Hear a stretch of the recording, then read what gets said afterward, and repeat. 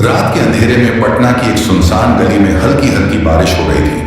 हवा में अजीब सी ठंडक थी जो हड्डियों तक चुभ रही थी। सड़क पर जल्दी बुझती स्ट्रीट लाइट्स माहौल को और भी रहस्यमय बना रही थी। इसी बीच एक बाइक तेजी से उस गली में दाखिल हुई। बाइक पर दो लोग सवार थे, अजय और रोहित। दोनों दोस्त पत्रकार थे और अपने यूट्यूब चैनल के लिए एक डरावनी जगह की खोज में निकले थे।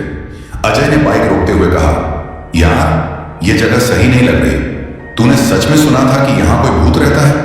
रोहित ने मुस्कुराते हुए जवाब दिया, अजय तू बहुत डरपोक है। देख, अगर ये सच भी है तो सोच हमारा वीडियो कितना वायरल होगा। कब्रिस्तान के पास पहुंचते ही दोनों ने एक टूटी हुई लोहे की गेट को पार किया। अंदर घुसते ही माहौल अचानक ठंडा हो गया। दूर से उल्लुओं की आवाजें आ रही थीं और कभी कभी हवा में किसी के फुसफुसाने जैसी आवाज भी महसूस हो रही थी। चारों तरफ ऊंची ऊंची घास उगी थी और कुछ पुरानी कब्रों पर काई जम चुकी थी। हेलो, अगर यहां कोई आत्मा है तो हमें कोई संकेत दो, रोहित ने हंसते हुए कहा। तभी अचानक हवा तेज हो गई और झाड़ियों के पीछे से किसी के चलने की आहट आई। दोनों के चेहरे का रंग उड़ गया। अजय ने धीरे से रोहित का हाथ पकड़ा। भाई, ये मजाक नहीं है, कोई सच में यहां है। रोहित ने धीरे धीरे कैमरा उस दिशा में घुमाया। लाइट जलाकर देखने पर कुछ भी नहीं था, लेकिन जब उसने कैमरे की स्क्रीन पर ध्यान दिया तो उसके रोंगटे खड़े हो गए। स्क्रीन पर एक सफेद साया झाड़ियों के पास खड़ा दिख रहा था, लेकिन जब उन्होंने आंखों से देखा वहां कोई नहीं था। भाग भाग यहां से, अजय चिल्लाया। दोनों तेजी से कब्रिस्तान के गेट की ओर भागने लगे, लेकिन जैसे ही वे बाहर निकलने वाले थे गेट खुद ही बंद हो गया। अब वे फंस चुके थे। रोहित ने कांपती आवाज में कहा, कौन हो तुम? हमें जाने दो। तभी हवा में एक अजीब सी आवाज गूंजी, तुम यहां से बचकर नहीं जा सकते। आगे की कहानी जानने के लिए जुड़े रहिए। 3 घंटे तक जारी। अजय और रोहित का दिल तेजी से धड़क रहा था। वे दोनों गेट के पास खड़े होकर इधर उधर देखने लगे। कब्रिस्तान के अंदर अब एक अजीब सी नमी महसूस हो रही थी, जैसे हवा में कुछ भारीपन हो। रोहित ने धीरे से कैमरा ऑन किया और कांपते हाथों से चारों ओर घुमाने लगा। कैमरे की स्क्रीन पर कुछ भी साफ नहीं दिख रहा था, बस एक हल्का सा सफेद धुंधलापन नजर आ रहा था। भाई, कुछ तो है यहां, अजय फुसफुसाया। रोहित ने गहरी सांस ली और साहस जुटाकर आगे बढ़ा। हमें पता करना होगा कि यह सच में कोई आत्मा है या सिर्फ हमारा भ्रम। तभी अचानक हवा में एक सिसकी गूंजी। दोनों ने एक दूसरे की ओर देखा। उनकी आंखों में डर साफ झलक रहा था। तभी एक पुरानी टूटी हुई कब्र के पास कुछ हिलता हुआ नजर आया। रोहित ने धीरे से कैमरा उस ओर घुमाया और अजय ने अपनी टॉर्च का रुख उस दिशा में किया। जो उन्होंने देखा वह उनकी कल्पना से परे था। एक औरत की परछाई झुकी हुई थी, जैसे किसी को पुकार रही हो। उसके लंबे उलझे हुए बाल चेहरे को ढक रहे थे और सफेद कपड़े हवा में लहरा रहे थे।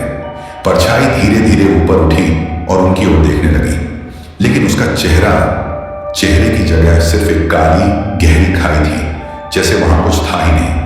भाग भाग अजय! दोनों बिना कुछ सोचे समझे तेजी से दूसरी तरफ भागने लगे। गेट अब भी बंद था और उन्हें कोई रास्ता नजर नहीं आ रहा था। रोहित ने जल्दी से कैमरे को ऑफ किया और पसीना पोंछते हुए कहा, हमें कोई और रास्ता ढूंढना होगा। अजय ने इधर उधर देखा और कब्रिस्तान की टूटी फूटी दीवार की ओर इशारा किया। वहां से निकलने की कोशिश करते हैं। वे दोनों दौड़ते हुए दीवार तक पहुंचे। अजय ने रोहित को ऊपर चढ़ने में मदद की। जैसे ही रोहित दीवार के दूसरी तरफ उतरने वाला था, एक ठंडी हवा उसके कानों में गूंजी, तुम बचकर नहीं जा सकते। रोहित का पूरा शरीर सुन्न पड़ गया। उसने नीचे देखा, वह औरत की परछाई अब दीवार की दूसरी तरफ थी। नहीं, ये कैसे हो सकता है? तभी अचानक कब्रिस्तान के अंदर एक जोरदार चीख गूंजी और अजय जमीन पर गिर पड़ा। अजय जमीन पर गिरते ही दर्द से कराह उठा। उसकी आंखों के सामने अंधेरा छा गया था, जैसे किसी ने उसके पूरे शरीर को जकड़ लिया हो। रोहित घबराकर नीचे उतरा और अजय को उठाने की कोशिश करने लगा, लेकिन तभी उसे लगा जैसे किसी ने उसकी गर्दन पर ठंडी उंगलियां रख दी हों। अजय, जल्दी उठ, हमें यहां से भागना होगा। अजय मुश्किल से उठने की कोशिश कर ही रहा था कि अचानक ही कब्रिस्तान की जमीन कांपने लगी। दूर खड़ी सफेद साया वाली औरत अब हवा में तैरने लगी थी। उसका शरीर धीरे धीरे लंबा होता जा रहा था और उसकी खाली आंखों की जगह अब जलती हुई आग जैसी लपटें दिख रही थी। रोहित ने हिम्मत जुटाकर जोर से चिल्लाया, तू कौन है? हमें क्यों रोक रही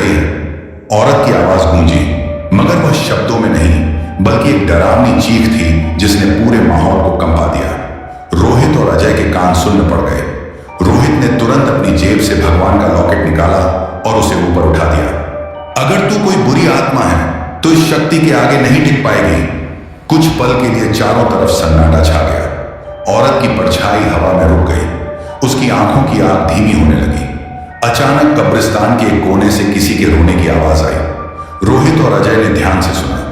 आवाज एक छोटी बच्ची की थी जो करुणा भरी चीखों के साथ कुछ बड़बड़ा रही थी। मुझे यहां से बाहर निकालो, मुझे यहां से बाहर निकालो। दोनों ने चौंक कर उस दिशा में देखा। वहां एक पुरानी टूटी हुई कब्र थी जिस पर किसी का नाम अधूरा लिखा था। रोहित धीरे से आगे बढ़ा और कब्र के पास जाकर जमीन को छूते हुए कहा, क्या कोई यहां फंसा हुआ है? तभी जमीन अचानक हिलने लगी। अजय और रोहित पीछे हटे। कब्र की मिट्टी अपने आप हटने लगी, जैसे किसी ने उसे खोदना शुरू कर दिया। कुछ ही पलों में वहां एक कंकाल दिखाई देने लगा जिसके हाथ में एक टूटी हुई गुड़िया थी। रोहित ने कांपती आवाज में कहा, यार ये बच्ची की आत्मा होगी, इसे शायद न्याय चाहिए।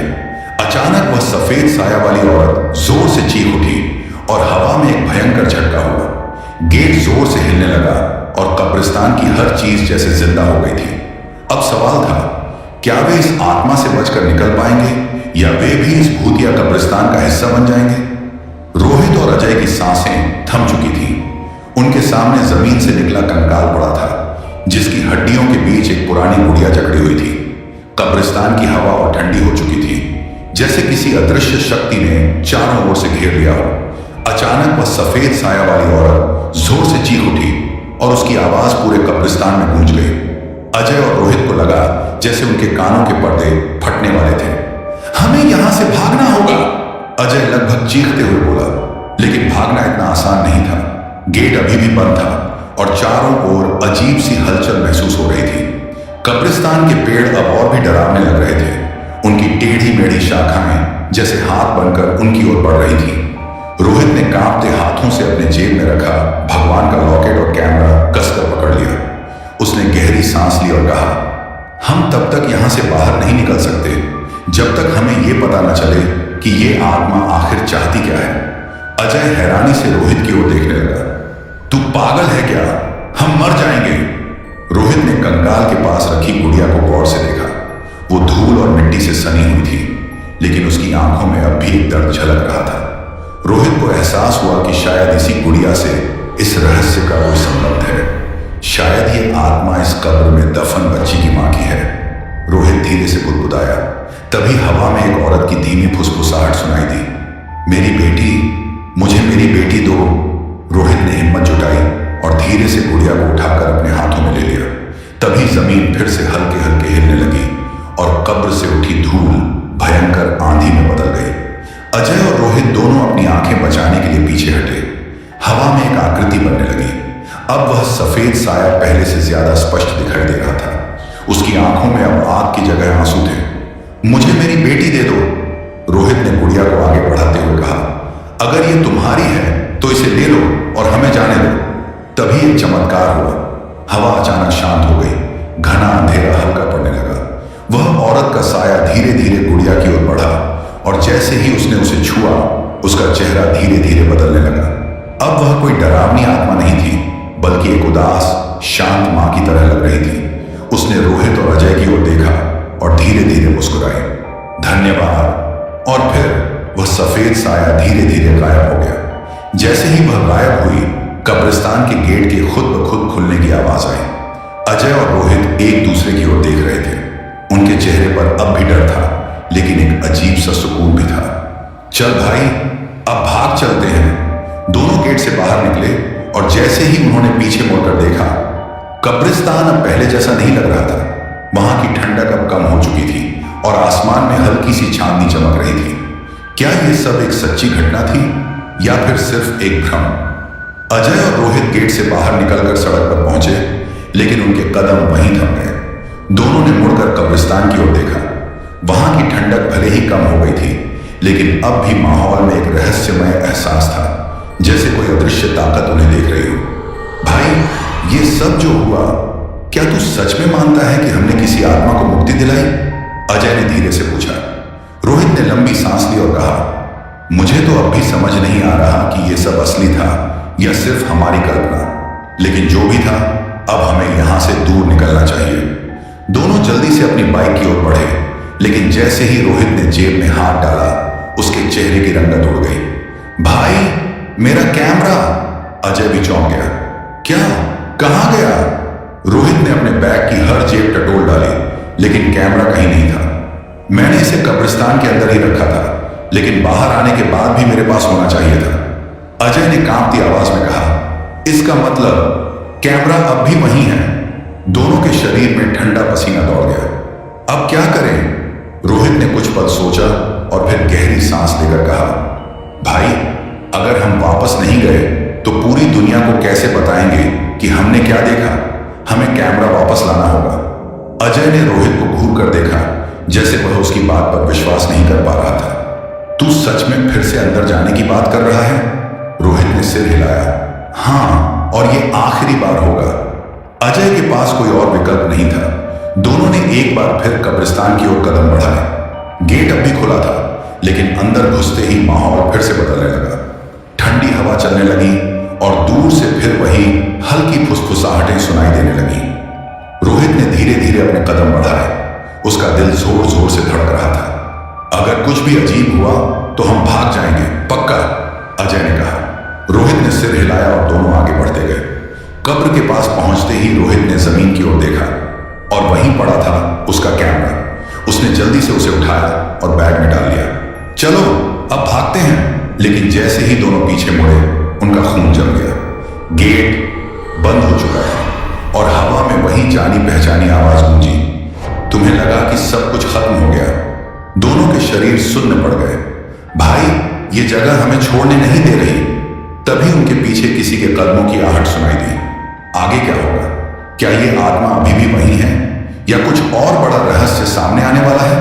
रोहित और अजय के पैरों के नीचे से जमीन खिसक गई।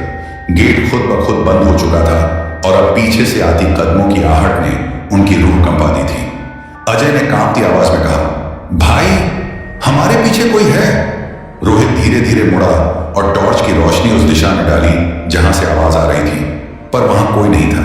शायद ये हमारा भ्रम हो, जल्दी से कोई और रास्ता देखते हैं। लेकिन जैसे ही उन्होंने चलना शुरू किया, हवा अचानक जोर से चलने लगी और पूरे कब्रिस्तान में गूंजती हुई हंसी की आवाज आई। ये हंसी किसी इंसान की नहीं थी। ये ठंडी, खोखली और भयावह थी, जैसे कोई उनका मजाक उड़ा रहा हो। तुम्हें लगा कि तुमने मुझे मुक्त कर दिया? आवाज हवा में तैर रही थी। अजय और रोहित अब पसीने पसीने हो चुके थे। अचानक कब्रिस्तान की जमीन में हलचल होने लगी। कई पुरानी कब्रों की मिट्टी अपने आप खिसकने लगी और वहां से हड्डियां और कंकाल बाहर झांकने लगे। भाई, अब ये क्या हो रहा है? अजय लगभग रोते हुए बोला। रोहित ने हिम्मत जुटाकर कहा, शायद हमने कुछ गलत कर दिया, या फिर ये आत्माएं अब हमें यहां रोकना चाहती हैं। तभी उनकी आंखों के सामने एक औरत की परछाई फिर से उभरने लगी। लेकिन ये वही आत्मा नहीं थी जिसे उन्होंने पहले देखा था। ये कुछ और थी, कुछ ज्यादा खतरनाक। उसका चेहरा अधजला था, उसकी आंखें काली गहराइयों की तरह खाली थी और उसके शरीर से धुआं निकल रहा था। तुमने उसकी मदद की, लेकिन मुझे भुला दिया। अचानक रोहित को महसूस हुआ कि यह कोई और आत्मा थी, जो शायद उसी बच्ची से जुड़ी हुई थी, लेकिन उसका इरादा कुछ और था। अजय ने डर से कहा, अब क्या करें? ये आत्मा तो हमें जिंदा नहीं छोड़ेगी। तभी रोहित के दिमाग में एक बात आई। उसने अपनी जेब में हाथ डाला और वहां से बच्ची की गुड़िया निकाली। अगर ये आत्मा उस बच्ची से जुड़ी है तो शायद इसे भी मुक्ति चाहिए। लेकिन जैसे ही रोहित ने गुड़िया हवा में उठाई, आत्मा भयानक चीखते हुए आगे बढ़ी। पूरा कब्रिस्तान कांपने लगा। अब सवाल था, क्या यह आत्मा उन्हें मार डालेगी या वे इस डरावनी रात से बचकर निकल पाएंगे? आसमान में काले बादल घिर आए और कब्रिस्तान में अंधेरा और गहरा हो गया। रोहित ने गुड़िया को कसकर पकड़ा हुआ था, लेकिन वह समझ नहीं पा रहा था कि अब क्या किया जाए। अजय ने घबराते हुए कहा, भाई, यह आत्मा बहुत गुस्से में है। अब बचने का कोई रास्ता नहीं दिख रहा। लेकिन रोहित अब भी सोच रहा था। उसे लग रहा था कि इस आत्मा का गुस्सा किसी गहरे दर्द से जुड़ा हुआ है। उसने हिम्मत करके आत्मा से पूछा, तू कौन है? तुझे क्या चाहिए? आत्मा की चीखें एकदम शांत हो गई। कब्रिस्तान में सन्नाटा छा गया। फिर एक भारी गूंजती हुई आवाज आई, तुमने मेरी बेटी को तो मुक्त कर दिया, लेकिन मुझे अब भी न्याय नहीं मिला। रोहित और अजय ने चौंक कर एक दूसरे की ओर देखा। इसका मतलब ये आत्मा उस बच्ची की मां की नहीं, बल्कि किसी और की है, अजय ने कांपते हुए कहा।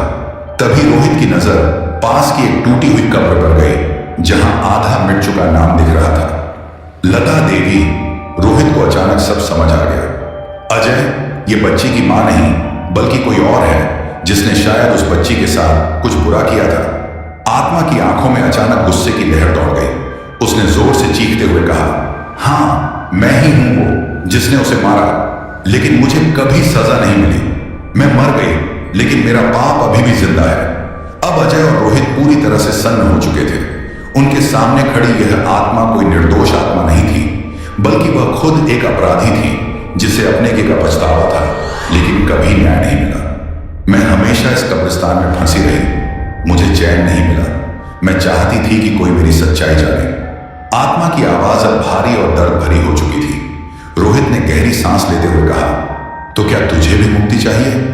आत्मा कुछ देर चुप रही, फिर बोली, मुझे न्याय चाहिए। मेरी सच्चाई दुनिया को पता चलनी चाहिए। रोहित और अजय के शरीर में ठंडक दौड़ गई। अब क्या करें? अजय ने धीरे से पूछा। रोहित ने अपने कैमरे को देखा जो अब भी ऑन था। अचानक उसे एक विचार आया, अगर हमने इस पूरी घटना को रिकॉर्ड कर लिया तो शायद हम दुनिया को सच्चाई बता सकते हैं और तभी इसे शांति मिलेगी। अजय ने थोड़ा झिझकते हुए कहा, लेकिन भाई लोग इस पर भरोसा करेंगे। रोहित ने आत्मा की ओर देखा और कहा, अगर ये सच में न्याय चाहती है तो इसे खुद अपना सबूत देना होगा। तभी अचानक आत्मा हवा में ऊपर उठने लगी।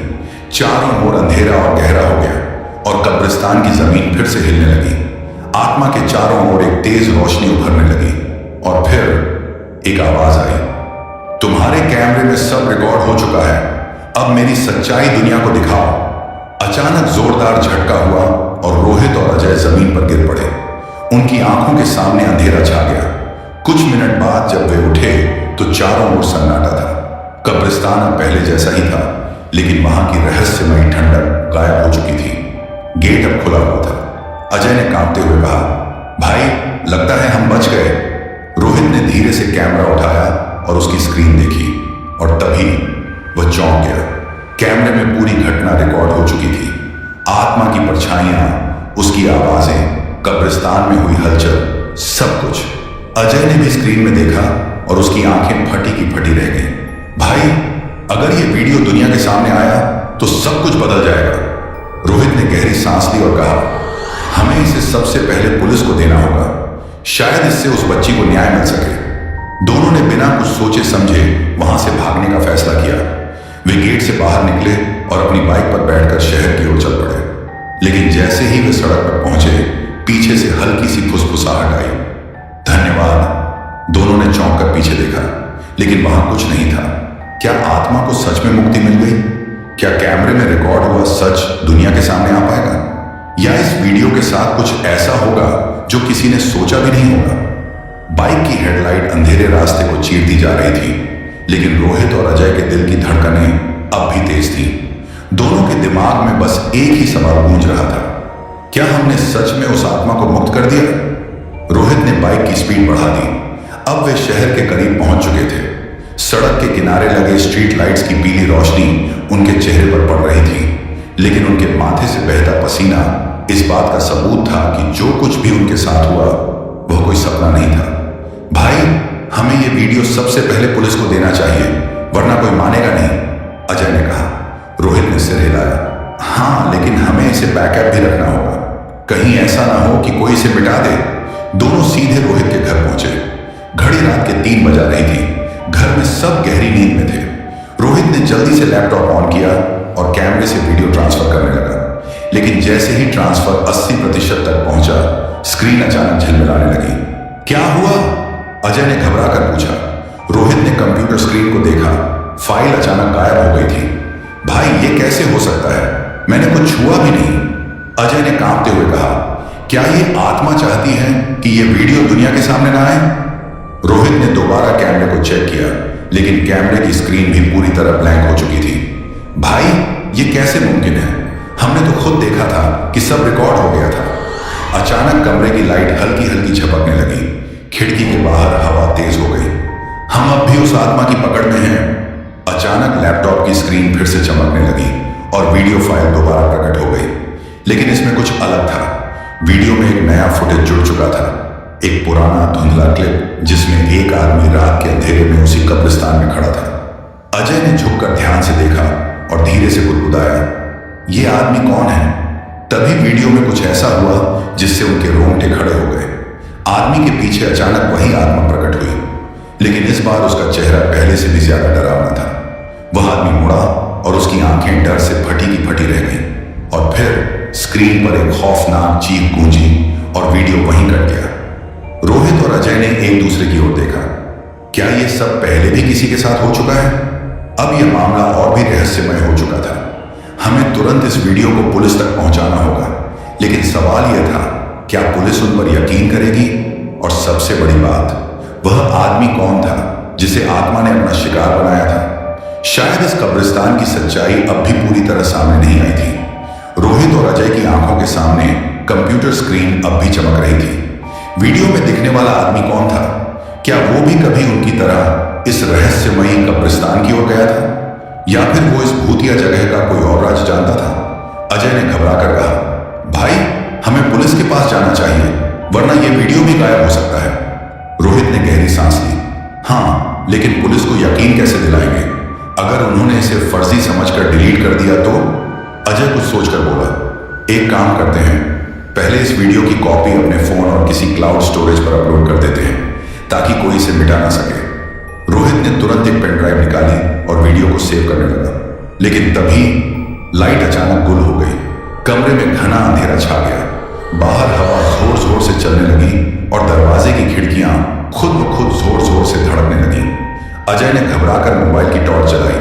भाई, लगता है वो आत्मा अब भी हमारे आसपास है। तभी कंप्यूटर स्क्रीन अचानक खुद ब खुद ऑन हो गई। स्क्रीन पर वही वीडियो फिर से चलने लगा, लेकिन इस बार वीडियो में कुछ और दिखने लगा। कैमरा धीमे धीमे घूम रहा था और कब्रिस्तान के पुराने जर्जर गेट के पास एक नाम चमक रहा था, राजेश वर्मा। अजय ने फुसफुसाते हुए कहा, भाई ये नाम तो नया है, इस आदमी का इससे क्या लेना देना? रोहित ने जल्दी से अपने फोन पर नाम सर्च किया। कुछ सेकंड बाद जो जानकारी उनके सामने आई उसने उनकी धड़कनें रोक दी। राजेश वर्मा 20 साल पहले एक जाने माने बिल्डर थे। और अजय ने जल्दी से स्क्रीन देखी और आगे बढ़ने लगा। उन्होंने इसी कब्रिस्तान की जमीन खरीदने की कोशिश की थी ताकि यहां एक नया कॉम्प्लेक्स बना सकें, लेकिन अचानक एक रात वे रहस्यमयी तरीके से गायब हो गए। उनका कोई सुराग कभी नहीं मिला। रोहित और अजय ने एक दूसरे की ओर देखा। क्या ये वही आदमी है जिसे हमने वीडियो में देखा था? तभी कंप्यूटर स्क्रीन पर एक और रहस्यमयी चीज हुई। स्क्रीन पर सफेद धुएं की तरह कुछ शब्द उभरने लगे। मुझे इस जमीन में दफन कर दिया गया था, मैं अब भी इंतजार कर रहा हूं, सच को उजागर करो। अजय लगभग चीख पड़ा, भाई इसका मतलब किसी ने इस आदमी को मारकर इसी कब्रिस्तान में गाड़ दिया था। रोहित के रोंगटे खड़े हो गए। तो क्या ये आत्मा उसी आदमी की है या फिर किसी और का खेल चल रहा है? अचानक खिड़की का कांच जोर से फूट गया और एक ठंडी हवा का झोंका कमरे में घुसा। दोनों जमीन पर गिर पड़े और तभी रोहित का लैपटॉप बंद हो गया। भाई अब तो हमें सच में पुलिस के पास जाना ही होगा, अजय ने कहा। हाँ, लेकिन पुलिस को इस वीडियो से ज्यादा सबूत चाहिए होंगे। अगर हमें सच में इस राज से पर्दा उठाना है तो हमें फिर से उस कब्रिस्तान में जाना होगा। रोहित के चेहरे पर डर और हिम्मत का अजीब सा मिश्रण था। इस बार हम खाली हाथ नहीं जाएंगे, लेकिन उन्हें नहीं पता था कि इस बार उनका सामना सिर्फ आत्माओं से नहीं बल्कि उन इंसानों से भी होगा जो इस डरावनी सच्चाई को हमेशा के लिए दफन रखना चाहते थे। रोहित और अजय को अब लग चुका था कि यह मामला सिर्फ भूतिया घटनाओं का नहीं बल्कि एक बड़ा राज भी इस कब्रिस्तान में दफन है। राजेश वर्मा का नाम, वीडियो में उसकी चीख और फिर कंप्यूटर स्क्रीन पर उभरता संदेश, ये सब कुछ बताने के लिए काफी था कि इस कब्रिस्तान में कोई बहुत बड़ी साजिश हुई थी। लेकिन अब सवाल यह था कि क्या वे दोबारा उस कब्रिस्तान में जाने की हिम्मत जुटा सकते हैं? अजय ने कांपती आवाज में कहा, भाई मुझे नहीं लगता कि हमें वापस वहां जाना चाहिए, हमें पुलिस को ही सब कुछ बताना चाहिए। रोहित ने गहरी सांस ली। अगर पुलिस को देना ही था तो वो वीडियो खुद क्यों गायब हो गया और फिर वापस क्यों आया? मुझे लगता है कि ये आत्मा हमें खुद ही सच्चाई तक पहुंचाना चाहती है। अजय ने डर कर इधर उधर देखा। तो क्या मतलब है कि हम वापस उसी मौत के कुएं में जाएं? रोहित ने पेन ड्राइव को अपनी जेब में डाला और गंभीर स्वर में कहा, हाँ, लेकिन इस बार हम तैयारी के साथ जाएंगे। हमें पता करना होगा कि 20 साल पहले असल में वहां क्या हुआ था। रात 2:30 वापसी कब्रिस्तान में अंधेरी रात में बाइक की रोशनी दूर तक फैली हुई थी। दोनों एक बार फिर उसी भूतिया कब्रिस्तान के दरवाजे के सामने खड़े थे।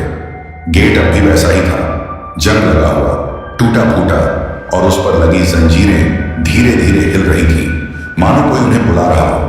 अजय ने घबराकर कहा, भाई ये अच्छा आइडिया नहीं है। लेकिन रोहित ने उसकी बात को अनसुना कर दिया और धीरे से गेट को धक्का दिया। गेट बिना किसी शोर के अपने आप खुल गया। अंदर कदम रखते ही उन्हें फिर से वही अजीब सी ठंडक महसूस हुई, लेकिन इस बार हवाओं में कुछ अलग था। ऐसा लग रहा था मानो कोई पहले से उनका इंतजार कर रहा हो। उन्होंने टॉर्च ऑन की ओर आगे बढ़े। तभी किसी को पता नहीं चलना चाहिए, गड्ढा गहरा करो। रोहित और अजय दोनों ठिठक गए। यह आवाज किसी पुरानी रिकॉर्डिंग जैसी थी, लेकिन कब्रिस्तान के चारों ओर गूंज रही थी। अचानक उनके सामने जमीन पर कुछ हलचल होने लगी। मिट्टी अपने आप हिल रही थी और कुछ पलों बाद एक पुरानी जर्जर हड्डियों से भरी खोपड़ी बाहर झांक रही थी। अजय लगभग चीख पड़ा, भाई ये देख, क्या ये? रोहित ने जल्दी से टॉर्च उस हड्डी पर डाली और फिर एक और रहस्यमयी चीज सामने आई। हड्डी के पास एक टूटा हुआ आईडी कार्ड पड़ा था। रोहित ने जल्दी से उसे उठाया और टॉर्च की रोशनी में पढ़ने की कोशिश की। उस पर नाम लिखा था, राजेश वर्मा, बिल्डर एसोसिएशन। अब सारे शक खत्म हो चुके थे। भाई ये उसकी ही लाश है, अजय ने कांपते हुए कहा। लेकिन जैसे ही रोहित ने लाश की ओर ध्यान दिया, अचानक कब्रिस्तान की हवा एकदम रुक गई। चारों तरफ भयानक सन्नाटा छा गया। तभी पीछे से किसी के चलने की आहट आई, लेकिन इस बार यह किसी आत्मा की आहट नहीं थी, बल्कि इंसानों की। रोहित और अजय ने तुरंत टॉर्च बंद कर दी और एक टूटी कब्र के पीछे छिप गए। गेट से 4 आदमी अंदर आ रहे थे। उनके हाथों में चमकती हुई रॉड्स और चाकू थे। एक आदमी ने गहरी आवाज में कहा, किसी को भी इस जगह के बारे में नहीं पता चलना चाहिए। अगर ये हड्डियां बाहर आ गई तो हम सब फंस जाएंगे। अजय ने धीरे से फुसफुसाया, भाई ये लोग कौन हैं? रोहित के दिमाग में बिजली की तरह एक बात आई। शायद यही लोग हैं जिन्होंने राजेश वर्मा को मारा था और अब वे किसी भी तरह इस लाश को छिपाना चाहते हैं। लेकिन इससे पहले कि वे कुछ सोच पाते, अचानक अंधेरे में एक तेज चमक उठी। एक परछाई हवा में तैरती हुई उन चारों आदमियों के सामने प्रकट हो गई। वही आत्मा, उसकी आंखों से जलते हुए अंगारे जैसे प्रकाश निकल रहे थे और उसके मुंह से एक गहरी गूंजती हुई आवाज आई, तुम सबने मुझे मारा और अब मेरी बारी है। चारों आदमी डर के मारे चिल्लाने लगे, लेकिन इससे पहले कि वे भाग पाते, कब्रिस्तान की जमीन उनके पैरों के नीचे खिसकने लगी। एक गड्ढा अपने आप बन गया और वे चारों चीखते हुए उसमें गिर पड़े। और फिर अचानक कब्रिस्तान एकदम शांत हो गया। रोहित और अजय हैरान थे, भाई ये आत्मा क्या चाहती थी? तभी हवा में वही भारी आवाज आई, मुझे न्याय मिल गया, लेकिन सच्चाई अब भी दफन है। और फिर एक पल में आत्मा की परछाई धीरे धीरे गायब हो गई। गेट अपने आप खुल गया और ठंडी हवा बहने लगी। अब रोहित और अजय समझ चुके थे कि उनका काम अब भी अधूरा है। वे वहां से भागकर सीधे पुलिस स्टेशन गए और पूरी बात बताई। पहले पुलिस को यकीन नहीं हुआ, लेकिन जब उन्होंने वहां से मिली हड्डियां और टूटा हुआ आईडी कार्ड दिखाया तो मामला दर्ज कर लिया गया। अखबारों में अगले दिन खबर आई, 20 साल पुराना राज खुला, लापता बिल्डर की हड्डियां कब्रिस्तान में मिली। लेकिन रोहित और अजय को अब भी लगता था कि यह कहानी पूरी नहीं हुई थी, क्योंकि जब वे अगली सुबह वापस उस कब्रिस्तान में गए तो वहां की जमीन एकदम सपाट थी, जैसे वहां कभी कोई गड्ढा था ही नहीं। रोहित और अजय की आंखें उस सपाट जमीन को देख हैरानी से फैल गई। भाई ये कैसे हो सकता है? अजय की आवाज कांप रही थी। रोहित ने धीरे से जमीन को छुआ। मिट्टी एकदम ठोस थी, जैसे वहां कभी कुछ खोदा ही नहीं गया। कल रात यही वो लाश थी, हमने खुद देखी थी। तो फिर तभी हवा में एक धीमी सी फुसफुसाहट गूंजी, सच को सामने लाओ, जो देखा उसे भूलो मत। रोहित और अजय दोनों ने एक दूसरे की ओर देखा। अजय ने घबरा कर कहा, भाई हमें यहां से निकलना चाहिए। मुझे लग रहा है कि ये आत्मा हमें अभी भी कुछ दिखाना चाहती है। लेकिन रोहित अब पीछे हटने को तैयार नहीं था। नहीं अजय, अगर हम यहां से भाग गए तो शायद ये राज कभी सामने नहीं आ पाएगा। हमें और गहराई से इसकी पड़ताल करनी होगी। वे दोनों चारों ओर देखने लगे। कब्रिस्तान में वही पुरानी खामोशी थी। हल्की हल्की हवा चल रही थी और सूखे पत्ते जमीन पर बिखरे हुए थे। लेकिन तभी रोहित की नजर एक पुराने कुएं पर पड़ी। कुआं आधा टूटा हुआ था और उसकी दीवारों पर काई जमी हुई थी, लेकिन अंदर झांकने पर गहराई से ठंडी हवा निकल रही थी। अजय ने धीरे से कहा, भाई कहीं इसमें कुछ तो नहीं? रोहित ने फोन की टॉर्च ऑन की और कुएं के अंदर झांका। रोशनी के नीचे जाते ही उनके होश उड़ गए। कुएं के अंदर एक चमकती हुई सोने की अंगूठी पड़ी थी और उसके बगल में खून से सना एक पुराना रजिस्टर। रोहित ने बिना समय गंवाए कुएं में एक पत्थर फेंका। आवाज दूर तक गूंजी, जिससे अंदाजा हुआ कि कुआं काफी गहरा है। अजय ने हकलाते हुए कहा, भाई अगर ये रजिस्टर राजेश वर्मा का हुआ तो इसका मतलब ये हत्या सिर्फ कब्रिस्तान तक सीमित नहीं थी। रोहित ने कहा, हमें इसे निकालना ही होगा। वे पास ही पड़े एक पुराने लोहे के हुक और रस्सी की मदद से कुएं के अंदर झुकने लगे। लेकिन जैसे ही रोहित ने कुएं में हाथ डाला, पीछे से किसी ने जोर से उसका कंधा पकड़ लिया। रोहित की धड़कनें जैसे रुक गईं। उसने झटके से पीछे देखा और उसके सामने खड़ा था वही आदमी जिसे उन्होंने वीडियो में देखा था, राजेश वर्मा। लेकिन इस बार उसका चेहरा जिंदा इंसानों जैसा था। उसकी आंखें लाल थीं, चेहरे पर गहरी झुर्रियां थीं और उसकी सांसें भारी चल रही थीं। सच उजागर करो, उसकी आवाज गूंजी और फिर अगले ही पल वो हवा में खुलकर गायब हो गया। रोहित और अजय हक्का बक्का रह गए। अजय ने लगभग चीखते हुए कहा, भाई अब ये क्या था? अगर वो आत्मा थी तो उसने हमें छुआ कैसे? रोहित ने बिना जवाब दिए जल्दी से कुएं से वो खून सना रजिस्टर निकाला और पन्ने पलटने लगा। और फिर उन्हें उस राज का एक ऐसा सिरा मिला जिसने उनकी रूह तक कांप दी। रजिस्टर के पहले पन्ने पर एक नाम लिखा था, Mahesh Gupta, builder association chairman, और नीचे एक अजीब सा नोट था, कब्रिस्तान की जमीन को कब्जे में लेने का ऑर्डर पास कर दिया गया है। जो भी विरोध करेगा उसका नाम मिटा दिया जाएगा। रोहित ने कांपते हुए कहा, महेश गुप्ता, इस आदमी ने ही यह सब करवाया था। अजय ने जल्दी से गूगल पर उसका नाम सर्च किया और जो सामने आया उसने उनकी आंखें और भी चौड़ी कर दी। महेश गुप्ता अभी भी जिंदा था और शहर का सबसे बड़ा बिजनेसमैन बन चुका था। अब असली खेल शुरू हुआ था। रोहित और अजय को समझ आ चुका था कि राजेश वर्मा की मौत कोई रहस्य नहीं थी, बल्कि एक साजिश थी। कब्रिस्तान की जमीन को हड़पने के लिए उसे मारा गया था और उसकी आत्मा अब तक इंसाफ चाहती थी। लेकिन सवाल यह था, अब क्या किया जाए? अगर वे इस सच को सामने लाते तो उनकी जान भी खतरे में पड़ सकती थी। तभी उनके फोन पर एक गुमनाम नंबर से कॉल आई। रोहित ने कांपते हाथों से कॉल उठाया। फोन की दूसरी तरफ एक भारी आवाज आई, अगर तुमने आगे कोई कदम उठाया तो अगला नाम तुम्हारा होगा। और फिर फोन कट गया। रोहित और अजय का पूरा शरीर पसीने से भीग चुका था। उनके हाथों में वो खून से सना हुआ रजिस्टर था जिसमें राजेश वर्मा की हत्या की पूरी साजिश दर्ज थी और अब उन्हें धमकियां भी मिलने लगी थी। अजय ने कांपती आवाज में कहा, भाई हमें ये सब पुलिस को दे देना चाहिए इससे पहले कि। लेकिन रोहित ने उसे बीच में ही रोक दिया। नहीं अजय, अगर हम पुलिस के पास गए तो क्या गारंटी है कि पुलिस भी इसमें शामिल नहीं होगी? अजय ने चौंक कर उसकी ओर देखा। मतलब? रोहित ने गहरी सांस ली। सोचो, अगर ये साजिश 20 साल से छिपी थी तो क्या ये मुमकिन नहीं कि इसमें बड़े लोग शामिल हों? शायद पुलिस भी। अजय ने घबराकर इधर उधर देखा। तो अब क्या करेंगे? रोहित ने अपने फोन से जल्दी से रजिस्टर के पन्नों की तस्वीरें खींची और उन्हें एक न्यूज एजेंसी के ईमेल पर भेज दिया। अब देखता हूं कि ये लोग हमें कैसे रोकते हैं। लेकिन तभी कमरे की खिड़कियां अचानक जोर जोर से धड़कने लगी। हवा इतनी ठंडी हो गई कि उनके रोंगटे खड़े हो गए। किसी को सच्चाई नहीं पता चलनी चाहिए। वही भारी आवाज फिर से कमरे में गूंजी। अचानक लाइट्स एक पल को बंद हो गई और जब दोबारा जली तो अजय गायब था। रोहित की आंखें डर से फैल गईं। अजय, कहां चला गया तू? वो पूरी जगह ढूंढने लगा लेकिन कमरे में उसका कोई नामो निशान नहीं था। तभी फोन की स्क्रीन अपने आप ऑन हुई और उसमें एक वीडियो चलने लगा, वही सीसीटीवी फुटेज जैसा, लेकिन इस बार उसमें अजय दिख रहा था।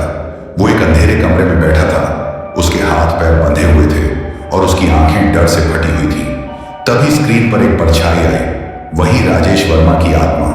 उसने अजय की ओर देखा और धीमे से फुसफुसाया, तुमने बहुत बड़ी गलती कर दी। सच्चाई सबके सामने नहीं आनी चाहिए थी। रोहित की सांसें अटक गईं। नहीं, अजय को छोड़ दो, वह चिल्लाया।